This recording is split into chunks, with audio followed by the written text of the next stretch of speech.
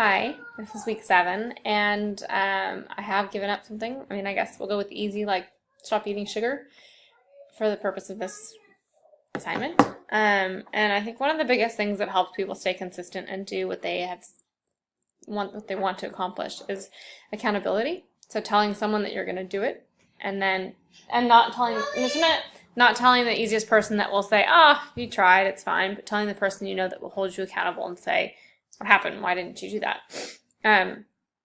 So I think in all things, accountability is important. Say hi. Yeah.